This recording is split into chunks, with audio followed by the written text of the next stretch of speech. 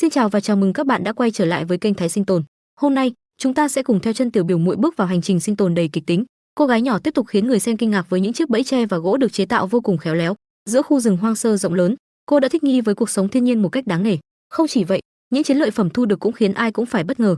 Mỗi chuyến đi đều mang về những thành quả vô cùng giá trị, thậm chí chỉ với một chiếc ná đơn giản, tiểu biểu muội còn hạ gục được cả một tổ ong rừng khổng lồ. Phần thưởng là vô số bánh tổ ong đầy ấu trùng béo ngậy, một thành quả khiến bất kỳ ai cũng phải thích thú. Còn trong tập hôm nay, tiểu biểu muội sẽ tiếp tục thử thách bản thân, liệu lần này cô ấy sẽ chinh phục con mồi nào? Những chiếc bẫy tự chế có tiếp tục phát huy hiệu quả? Hãy cùng Thái Sinh Tồn theo dõi trọn vẹn hành trình hấp dẫn ngay sau đây. Sáng sớm, tiểu biểu muội đã nhanh chóng tiến sâu vào khu rừng. Cô lập tức quan sát mọi dấu vết xung quanh. Chỉ với một ánh nhìn, cô đã phát hiện những dấu chân còn rất mới trên mặt đất. Điều đó ngay lập tức thu hút sự chú ý của cô. Dựa vào kích thước và hình dạng của dấu chân, cùng những dấu vết còn sót lại, cô còn phát hiện một vũng bùn vẫn còn đọng nước. Theo kinh nghiệm nhiều năm, tiểu biểu muội tin chắc đây là dấu vết của một con lợn rừng. Phát hiện này khiến cô vô cùng phấn khích. Đã khá lâu rồi cô chưa có dịp thưởng thức thịt lợn rừng, vì thế hôm nay quyết tâm không thể bỏ lỡ cơ hội. Một bữa thịt rừng đang ở rất gần. Ngay lập tức, cô cầm dao tiến vào rừng, bắt đầu chặt những thân cây phù hợp để chuẩn bị chế tạo một chiếc bẫy săn lợn rừng cực kỳ lợi hại. Sau một hồi tìm kiếm và thu thập, tiểu biểu muội đã chuẩn bị đầy đủ nguyên liệu cần thiết, từ những thanh gỗ cho đến dây leo rừng vô cùng chắc chắn. Những thanh gỗ tưởng chừng rất bình thường này, lại chính là bí quyết tạo nên chiếc bẫy đầy uy lực, bởi bất kỳ chiếc bẫy nào cũng cần có lực đàn hồi đủ mạnh, và nguồn sức mạnh ấy đến từ sự uốn cong của thân cây dài. Cô khéo léo buộc thanh gỗ dài cố định vào thân cây, khi kéo xuống, nó sẽ tích trữ một lực bật rất lớn. Tiếp theo là vị trí đặt chiếc bẫy, được bố trí ngay phía dưới thanh gỗ đàn hồi. Sau khi dọn sạch mặt đất, cô đào một hố có kích thước vừa vặn, đây sẽ là nơi đặt vòng dây bắt giữ con mồi. Tuy nhiên trước đó, cô vẫn phải hoàn thiện hệ thống kích hoạt bằng gỗ. Một cành cây được đóng chắc xuống hố làm điểm tựa. Sau đó, cô buộc dây đôi vào đầu thanh gỗ, để việc điều chỉnh trở nên dễ dàng hơn. Khi mọi thứ được kéo căng, một đầu dây sẽ được cố định vào thân cây, giữ toàn bộ hệ thống ở trạng thái cân bằng, trong khi đầu còn lại được giữ bằng một thanh tre nhỏ, tạo thành cơ cấu kích hoạt vô cùng thông minh. Chỉ cần con mồi dẫm lên, thế cân bằng sẽ lập tức bị phá vỡ, lực đàn hồi tích trữ trong thanh gỗ sẽ bật mạnh để siết chặt con mồi.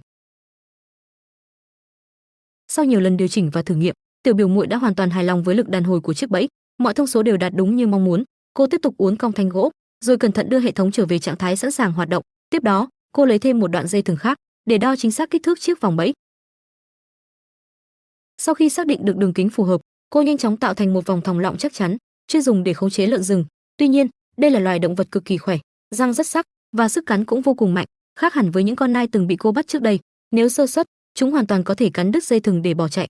Vì vậy, tiểu biểu muội đóng hai cọc gỗ lớn xuống đất, tạo thành một khung chữ thập kiên cố. Điểm giao nhau được buộc chặt bằng dây thừng, để tăng khả năng chịu lực. Cô còn bổ sung thêm một thanh ngang ngay chính giữa, giúp dây thừng luôn nằm đúng vị trí thiết kế. Khi lợn rừng mắc bẫy, vòng dây sẽ siết chặt ngay lập tức. Lúc đó dù con mồi vùng vẫy dữ dội, cũng rất khó để thoát ra. Sau khi hoàn thiện toàn bộ cơ cấu, tiểu biểu muội đặt vòng dây xuống chiếc hố đã chuẩn bị. Cô còn lót thêm vài thanh tre bên dưới, nhằm mở rộng phạm vi kích hoạt của chiếc bẫy.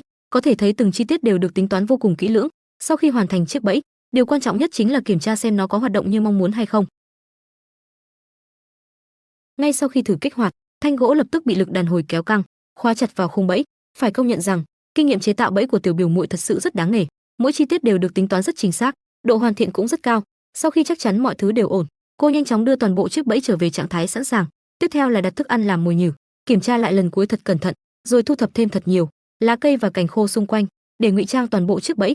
Sau khi hoàn tất mọi công đoạn, tiểu biểu muội mới yên tâm rời khỏi khu vực. Cô quay trở lại khu lán nghỉ dưới chân núi, dự định nghỉ qua đêm tại đây để chờ kết quả. Sáng hôm sau sẽ quay lại kiểm tra chiếc bẫy đầy kỳ vọng. Sau một đêm nghỉ ngơi giữa núi rừng yên tĩnh, tiểu biểu muội quay trở lại vị trí đặt bẫy từ sáng sớm. Trên đường đi, cô lại phát hiện thêm một món quà từ thiên nhiên, đó là những búp hoa chuối non, một nguyên liệu quen thuộc và rất được cô yêu thích.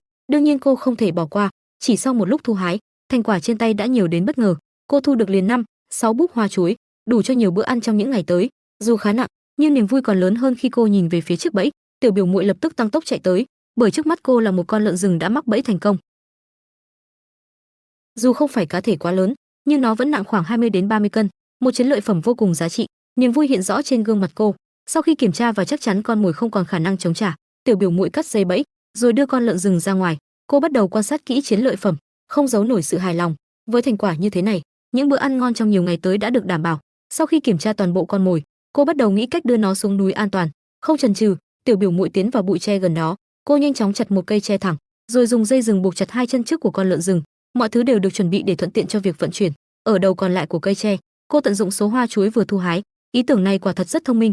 Sau khi buộc cố định mọi thứ, tiểu biểu muội cân bằng hai đầu đòn gánh, một bên là lợn rừng, một bên là hoa chuối, rồi vui vẻ bắt đầu xuống núi.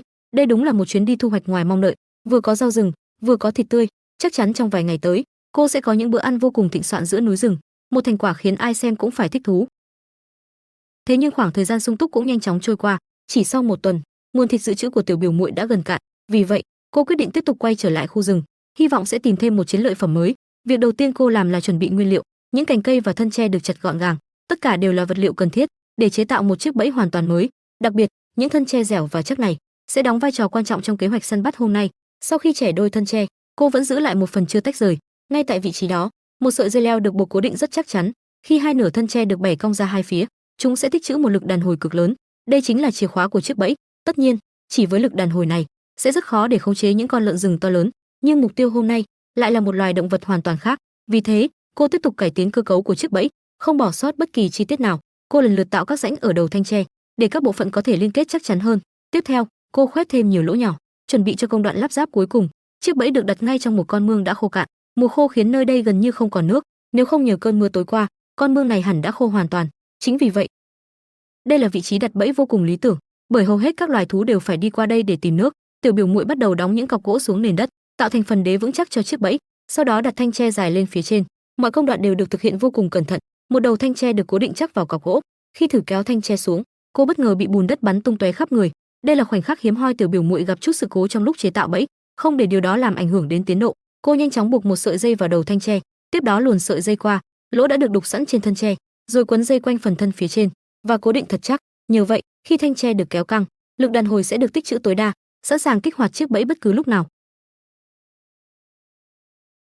Sau 2 lần thử nghiệm liên tiếp, tiểu biểu muội tỏ ra vô cùng hài lòng với cơ cấu hoạt động. Tiếp theo, cô bắt đầu hoàn thiện bộ phận quan trọng cuối cùng, đó chính là cơ cấu giữ thăng bằng của chiếc bẫy. Thiết kế lần này vẫn khá đơn giản nhưng rất hiệu quả. Đây cũng là cơ cấu từng giúp cô bắt được chuột núi trước đó. Chỉ với 3 thanh gỗ, toàn bộ hệ thống đã được hoàn thiện. Sau khi hoàn thiện, chiếc bẫy đã sẵn sàng chờ con mồi xuất hiện. Chỉ cần một con vật vô tình chạm vào thanh kích hoạt phía dưới, toàn bộ cơ cấu cân bằng sẽ lập tức bị phá vỡ. Ngay trong tích tắc, lực đàn hồi sẽ phát huy tác dụng. Nhưng trước tiên, tiểu biểu muội vẫn cẩn thận thử kích hoạt chiếc bẫy một lần nữa. Kết quả thật sự ngoài mong đợi, chiếc bẫy hoạt động cực kỳ nhanh. Sau khi chắc chắn mọi thứ đều hoàn hảo, cô bắt đầu đặt mồi để chờ con mồi tìm đến. Bởi dù chiếc bẫy có tinh vi đến đâu cũng cần một sức hút đủ lớn, nếu không, sẽ chẳng có con vật nào tự bước vào cả. Lần này, mồi nhử được cô lựa chọn là những con sâu giàu dinh dưỡng mà các loài chim rất yêu thích. Chúng được đặt ngay trên thanh kích hoạt của chiếc bẫy, chỉ cần con mồi cúi xuống ăn, cơ cấu sẽ lập tức được kích hoạt trong nháy mắt. Để tăng tỷ lệ thành công, cô còn dựng thêm hàng rào gỗ xung quanh, buộc con mồi phải tiến đúng vào vị trí mong muốn.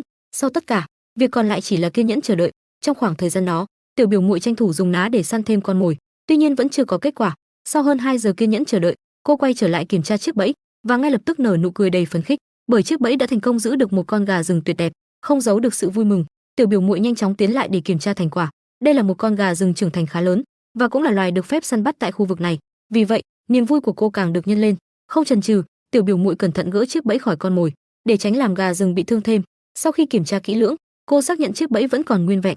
Điều này đồng nghĩa với việc nó hoàn toàn có thể tiếp tục được sử dụng nhiều lần nữa. Đây cũng là ưu điểm lớn nhất của kiểu bẫy này, vừa đơn giản, vừa có hiệu quả cao. Sau đó, tiểu biểu muội mang chiến lợi phẩm trở về lán. Trên đường đi, cô còn tranh thủ hái thêm một ít rau rừng tươi non làm nguyên liệu. Nhờ vậy, bữa ăn hôm nay sẽ càng thêm phong phú. Về đến nơi, cô bắt đầu nhóm bếp và chuẩn bị sơ chế con gà rừng. Từng thao tác đều rất thuần thục, cho thấy kinh nghiệm sinh tồn dày dặn của cô. Chẳng mấy chốc, một bữa ăn nóng hổi giữa núi rừng đã dần hoàn thành. Hương thơm lan tỏa khắp khu lán, khiến ai xem cũng khó lòng rời mắt. Sau khi thưởng thức bữa ăn, tiểu biểu muội tiếp tục lên kế hoạch cho chuyến săn tiếp theo. Bởi với cô, mỗi ngày trong rừng đều là một thử thách hoàn toàn mới. Muốn duy trì cuộc sống nơi hoang dã, không thể chỉ trông chờ vào một lần săn bắt may mắn. Chính vì vậy, cô lại tiếp tục đi kiểm tra những chiếc bẫy khác. Trên đường di chuyển, tiểu biểu muội vẫn không quên quan sát mọi dấu vết của các loài thú. Chỉ cần phát hiện một dấu chân mới, cô sẽ lập tức ghi nhớ vị trí để chuẩn bị cho lần đặt bẫy tiếp theo. Những kinh nghiệm quý báu ấy được cô tích lũy sau rất nhiều ngày sinh tồn giữa núi rừng. Đó cũng là lý do những chiếc bẫy của tiểu biểu muội luôn đạt hiệu quả đáng kinh ngạc. Hành trình sinh tồn vẫn còn rất nhiều điều hấp dẫn phía trước. Các bạn hãy tiếp tục đồng hành cùng Thái Sinh Tồn để khám phá thêm những màn săn bắt đầy kịch tính trong các phần tiếp theo. Tiểu biểu muội tiếp tục miệt mài đào sâu xuống lòng đất. Đã gần 1 giờ đồng hồ trôi qua, cuối cùng cô cũng phát hiện một cái rễ khổng lồ. Nhìn chiếc hố vừa đào xong, thật khó tin, độ sâu đã lên tới gần 1 mét. Đến lúc này mới thấy được kích thước thật sự của củ khoai mài dưới lòng đất. Bộ rễ của chúng phát triển thành từng mảng lớn. Chính vì vậy, tiểu biểu muội càng quyết tâm không bỏ cuộc. Cô tiếp tục đào bới không ngừng nghỉ, hy vọng thu hoạch được thật nhiều củ khoai mài quý giá. Thế rồi, thêm khoảng nửa giờ nữa trôi qua, Chiếc hố đã mở rộng và sâu hơn rất nhiều. Lúc này, tiểu biểu muội mới cẩn thận bắt đầu thu hoạch những củ khoai mài. Từng đoạn củ được cô nhẹ nhàng kéo ra khỏi lớp đất dày. Đến đây, các bạn dự đoán chuyến sinh tồn hôm nay sẽ kết thúc với thành quả như thế nào? Hãy để lại ý kiến của mình dưới phần bình luận nhé. Và đừng quên like cùng đăng ký kênh Thái Sinh Tồn để không bỏ lỡ những hành trình sinh tồn đầy kịch tính tiếp theo. Cuối cùng, cả một mảng khoai mài khổng lồ đã được tiểu biểu muội đưa lên khỏi mặt đất. Chỉ nhìn kích thước thôi cũng đủ khiến ai nấy phải kinh ngạc. Niềm vui hiện rõ trên gương mặt cô, bởi số khoai mài này ước tính nặng gần 10 cân, dùng để chế biến thành nhiều món ăn hay nấu cùng thịt gà rừng, đều đủ dùng trong nhiều ngày. Tuy nhiên, khoai mài rất dễ gãy, nên việc mang nguyên vẹn về lán không hề đơn giản, lại còn phải mang theo cả dụng cụ đào đất. Vì thế tiểu biểu muội chỉ mang theo 2 đoạn khoai mài lớn nhất, phần còn lại được cô lấp đất cẩn thận để tiếp tục sinh trưởng. Hy vọng mùa sau sẽ lại có thêm một vụ thu hoạch bội thu.